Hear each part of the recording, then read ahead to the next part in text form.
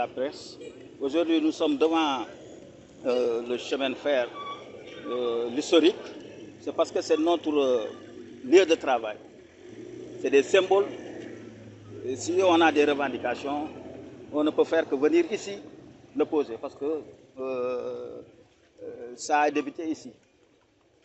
Les revendications sont simples parce que c'est tout simplement de demander à l'État à ce que ce problème soit vidé, ce problème des pensions, naturellement, parce que c'est des cotisations déjà cotisées par les travailleurs, par travailleurs et par employeurs. Et ça n'a pas été versé. Cela a entraîné des faibles pensions, d'une part. D'autre part, il y a des camarades qui ne figurent pas au niveau de l'IPRES. Et cela ne peut plus perdurer, parce que c'est des vieillards maintenant. Ça a duré, c'est une revendication qui date, mais ça ne reste que la finalisation et qu'on avait les promesses naturellement du président Bassirou Diomaye Diakhar Faye et de son premier ministre Ousmane Sonko lors de son passage à Thiès. Et cela, nous attirons l'attention du premier ministre pour qu'il nous aide à vider ce problème. C'est ça le but de notre réunion aujourd'hui. Le blocage, je pense que c'est le ministre des Finances, Cheikh Diba. Il était là-bas au temps du président Macky Sall. Macky Sall, le président Sall avait donné l'instruction pour que ce problème soit vidé. Il était là-bas, il est témoin. Pourquoi il hésite à régler ce problème-là? Mais c'est des cotisations, parce que nous, les travailleurs, tout ce qui nous lie avec l'État, on l'a respecté. L'État a pris des décotes sur tout nos dus, c'est-à-dire tout ce qui est rappel et tout. Ils ont pris des décotes. Donc les travailleurs ont fini avec l'État pour le respect des droits. L'État doit de retour respecter les droits des gens. Et aujourd'hui, c'est des vieillards de Dakar à Thiès, de Thiès à Tamba, jusqu'à Kidira. Ça ne peut pas durer. Le Premier ministre a donné des instructions. Il avait dit à Thiès que je vais instruire le ministre des Finances. Nous demandons à monsieur le ministre des Finances pour que ce problème-là soit vidé avant que les gens n'aillent occuper les... Parce qu'on n'a que les infrastructures ferroviaires, parce que nous sommes des cheminots. On ne peut pas liquider la régie des chemins de fer, liquider la SNCS, liquider, payer les affaires et tout, et ne pas payer les travailleurs. C'est pas possible. C'est pas possible. C'est ça, naturellement, notre présence. Nous demandons l'État, c'est une demande pressante au niveau du président Bassirou Diomaye Diakhar Faye et de son premier ministre Ousmane Sonko, qui avait déclaré à Thiès solennellement que ce problème, un État responsable ne doit pas accepter. Donc, nous les demandons d'accélérer le problème, parce que les gens ne peuvent plus. Vous savez, il y a une semaine, on a perdu 7 camarades. Les camarades traînent des pathologies graves. Ils n'ont pas les possibilités de survenir à leurs soins, parce que c'est cher. Vous savez, les retraités, c'est eux qui gèrent les maisons, parce que c'est difficile dans ce pays. C'est difficile partout, mais naturellement, dans ce pays, c'est difficile parce que c'est les vieux, c'est les retraités qui gèrent les maisons. Les jeunes ne travaillent pas. Donc, nous les invitons en tout cas solennellement, dans le cadre du respect, pour nos autorités, le chef de l'État en tête, et son Premier ministre, pour qu'il nous aide pour que ce problème soit vidé. Et sur ce, nous remercions notre secrétaire général Modi Guiro. Naturellement, il nous a toujours aidés pour conduire cette revendication. Nous remercions le député Amadou Ba aussi. Vraiment, on le remercie. Il a tout fait, hein.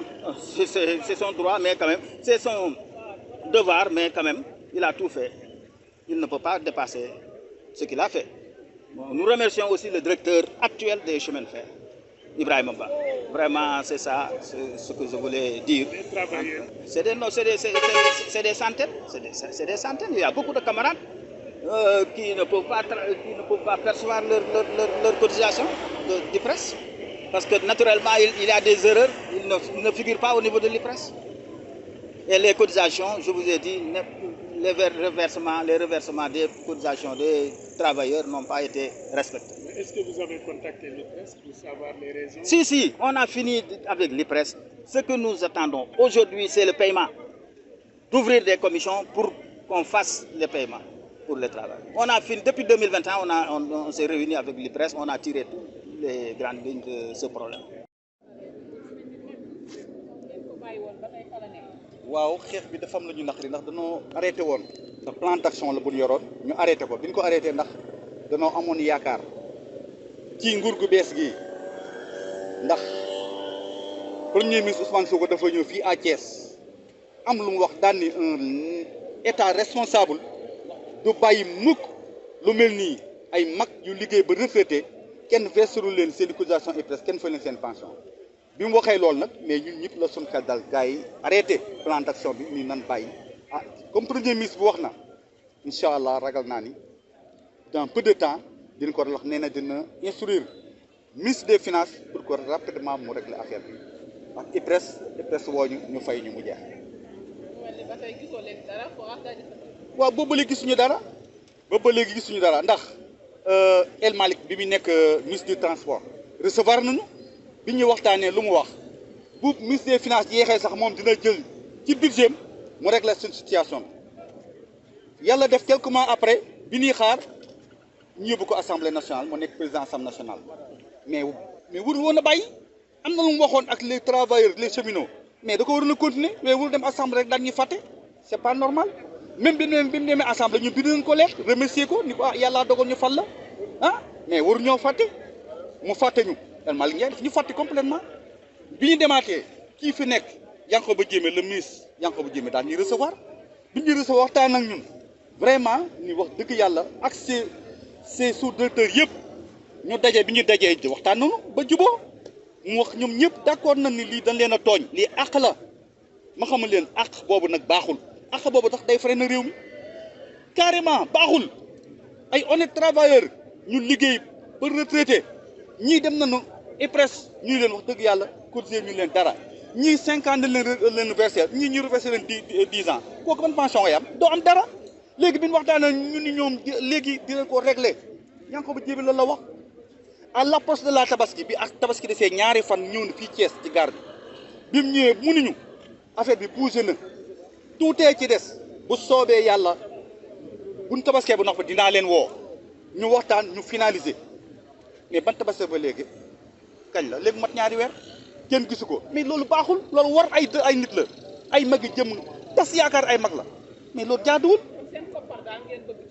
lu mu gën a gaayoo suñu koppar nu bëgg nañ ñu fay suñu pension ñu toog heure bi dafa ñu waroon a fekk gars yi nekk ci jàkka yi dégg nga di ñaanal Sénégal jëm ci kanam mais waruñoo nekk fii tey génn tey ah di yuuxu pour ñu fay ñu mais loolu baaxul un état responsable waru seetaan loolu te ñoom ñoo ko wax comme ñoom état bu toll ni ñoom kon nan fàttali ko kàddu googu ñu waxoon un état responsable warul bàyyi lii kon ñu ngi leen di invité lii ñu réglé ko balaa muy ëpp loxo parce que gars yi sësanu gis ngeen gars yi assemblée nationale la gars yaa ngi nii suñu ginnaaw dégg nga bu ëppee loxo nag bu ëllëgee nan xam ne les conséquences ñoom la parce que ñun li ñu war a wax nañ ko li ñu war a def nañ ko bu ëppee loxo nag ci ñoom la ñun sës nañu nag rek am na yoo xam ne nag fa nga mën a yem nga yem mooy nan ñu fay nan ñu woo ñu fay ñu Yankhoba Diémé la nga wax respecté ko ay mëgg jëm doo wax ak ñoom jox leen rendez-vous leen buñ tabaskee ba noppi daa leen woo ñu finaliser ba tabaskee ba léegi kenn mënatu laa jot même ñi nga xam ne say collaborateur nañ dañ leen woo wax leen ministre bi ne leen ah yëf yi jot na te lii jot na gannaaw dee semaine bii rek li dee ci ñun mat na lu mat 7 personnes ci wàññeeku mat na lu mat 7 personnes loolu dafa metti tey moo tax sax ba ñu ngi leen doon ñaanal parce que dafa metti ñii am na ñoo xam ne mënatu ñoo dox ña nga seen kër tëdd feebar très sérieux vraiment affaire bi ni mu méttee sax ñu mënuñu koo wax fii rus nañu koo tax si di wax yenn ci yenn nga xëy ah ay nit xëy mënuñu joxe dépense ay nit xëy see nga waay non mais sa waay yëf yi ni mu méttee mënuñu leen koo xam moo tax ma la gars yi dañoo sës un lion blessé nag ah attention de kon nañu diggante monsieur le ministre Yankhoba Diémé régler lii monsieur le ministre premier ministre Ousmane Sonko la nga waxoon Thiès ah yaa ko waxoon kenn seexaloo la lem yaa ne un état responsable warul seetaan lii di nga wax sa ministre des finances mu régler lii kon ministre des finances Cheikh Diba bu fekkee Ousmane Sonko wax la woon Ousmane Sonko wax na lii yow wala moom ki nga xam te nag moo deful lu dul yoon na ko rectifier yéen ñaar régler leen situation bi parce que yéen a war a joxe ordre Cheikh Diba li ko président kii wax woon yow yaa fi nekkoon ci jamonoy Macky Sall dégg nga yaa fi nekkoon donc actuellement lii jot na régler leen situation bi mu jeex. Je suis là depuis 1965. Après 2003, nous avons été déflatés, mais jusqu'à présent, je ne parviens pas à retrouver ma pension de retraite, ce qui est dérisoire. Chez moi, j'ai ma famille, ma femme, mes enfants et mes petits-enfants. C'est moi qui les nourris. Particulièrement, ce que nous pouvons faire, c'est de demander notre droit. Le droit, nous le demandons au Premier ministre qui, durant la campagne électorale, a eu le courage de venir à Thiès, sachant que c'est le fief des cheminots, de dire que votre bus vous sera donné. Vous serez payé. Depuis lors, nous attendons 1 an et demi, sinon plus, nous ne voyons rien.